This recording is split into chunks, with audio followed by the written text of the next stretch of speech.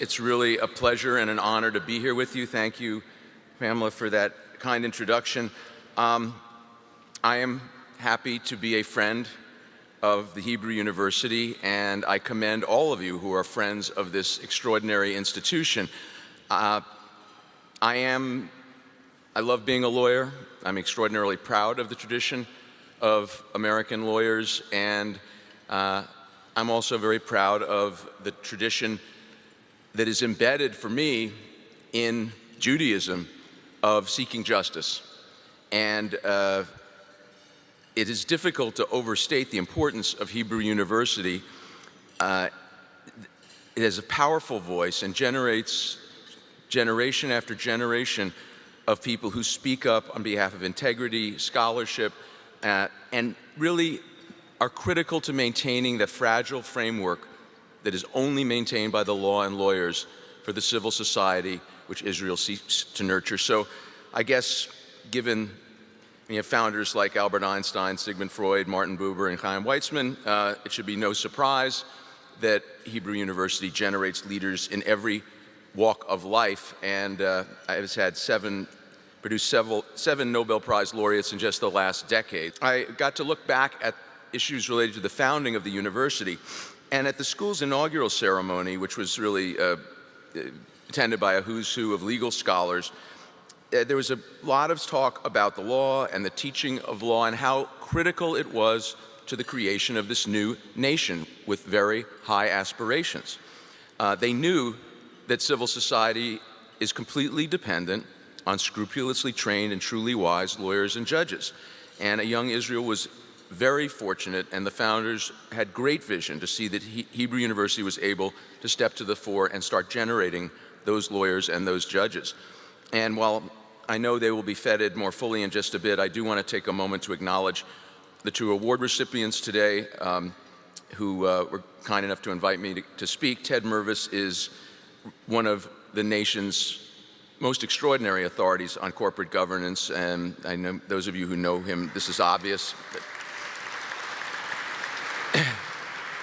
And he's also a tremendous community servant, serving on the boards of Freedom House, the Center for Jewish History, and co-chairing the Yeshiva University Museum Board. And Meyer Koplow is really one of the most creative and tenacious attorneys, as far as I'm concerned, in the United States. And I say thank you. And as the people's lawyer for the state of New York, I can tell you that the people of the state of New York and the people of all of the United States have benefited from his work, his creativity, the historic tobacco settlements, the settlements related to mortgage-backed securities. I've had the pleasure of working with Meyer on some very challenging issues, and I'm grateful for having the opportunity to learn from him. And like Ted, he also quietly pitches in to provide pro bono assistance. He helps synagogues and other Jewish institutions facing financial challenges and difficult times. Ted and Meyer, each is a maven and each is a mensch. So I'm not going to speak for a long time, but I want to start by telling a story which starts where many stories in my family start, about a picket line of Jewish garment workers in the early 20th century. It was along those picket lines that Louis Brandeis first got involved and worked to negotiate the so-called Protocol of Peace, which was a landmark settlement aimed at reducing the volatile conflict between factory owners and the garment workers, and many of whom were becoming union members, egged on by a sophisticated group of organizers, including one, I must note, named Rose Schneiderman. Today, the Protocol of Peace, no doubt, would probably have been crafted by Meyer and Ted, but it was through that process, Brandeis has reported, that was when he first realized that he was a Zionist. Remarkably enough, this was 1910. He was already in his mid-50s and was not a likely candidate to become a leader of American Zionism. His family was not religious at all. They celebrated Christmas with toys, a tree, and everything. There's a story of him driving in a carriage to pick up his sisters from Yom Kippur services and being berated by synagogue members for not knowing you were not supposed to ride on the high holy days. And as an adult, he was not particularly observant and attend synagogue regularly, was not seen as a leader in Boston's Jewish community. But for this man, who had dedicated his life to justice, there was something about meeting those garment workers, those striving Jewish immigrants on that picket line, that really led to a new chapter in his life. Within them, Brandeis said, of the garment workers, there was a true democratic feeling and a deep appreciation for the elements of social justice. Those are his words. In the faces of those garment workers, he later recounted, he saw both the promise of America and the potential of a Jewish state dedicated, as our nation is, to the principles of equality and justice. And for Brandeis, and I think this is true for many of us in this room, American and Jewish identities are intertwined, and the American sense of justice and the Jewish sense of the justice and the repeated mandates and admonitions in the books of Moses that we should seek justice and pursue justice, this is all something that is intertwined, and it was for Brandeis as well. In his own words, I quote, "The highest Jewish ideals are essentially American. America's fundamental law seeks to make real the brotherhood of man. That brotherhood became the Jews' fundamental law more than 2,500 years ago. America's 20th century demand is for social justice. That has been the Jews' striving ages long," close quote. In Israel, Brandeis saw the opportunity to create the kind of democratic, egalitarian society he was trying to advance in America, and in a few years, he was one of the most important leaders of the American Zionist movement. So, in these trying times in government and politics around the world, it is, I think, very important to reflect on Justice Brandeis' belief, which I share, that Jewish ideals and Jewish commitment to law and the rule of law are American ideals and parallel to the American commitment. And as I was preparing for this speech, I really started thinking a lot about the shared history and the sense of values between the United States and Israel. And it is tremendously important today, more so than it's been in a long time, to speak up for those values. In America, we are hearing voices of retrenchment and isolationism more loudly than we have in decades. There's been a resurgence of xenophobic rhetoric that is disturbingly reminiscent of the language we heard in the 1930s.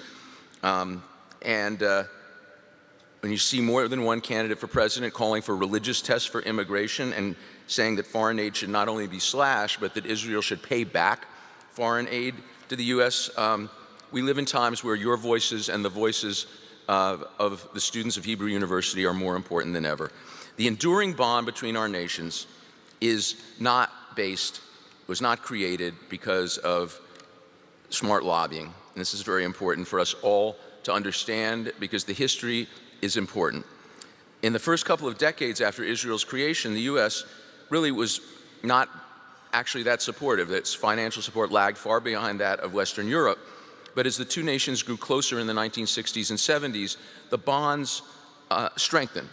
And President Nixon actually once said that Americans admire a people who can scratch a desert and produce a garden. The Israelis have shown qualities that Americans identify with: guts, patriotism, idealism, and a passion for freedom.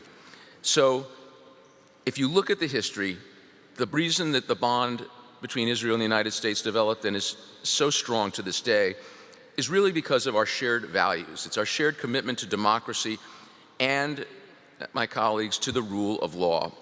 This is what's made this relationship one of the most enduring on the world stage. We see ourselves in Israel, and Israelis see themselves in us. You can hear the echoes of the American Declaration of Independence in the Israeli Declaration of Independence, which was signed almost 68 years ago today exactly, which reads that Israel will be based on freedom, justice, and peace, and ensure complete equality of social and political rights to all of its inhabitants, irrespective of religion, race, or sex.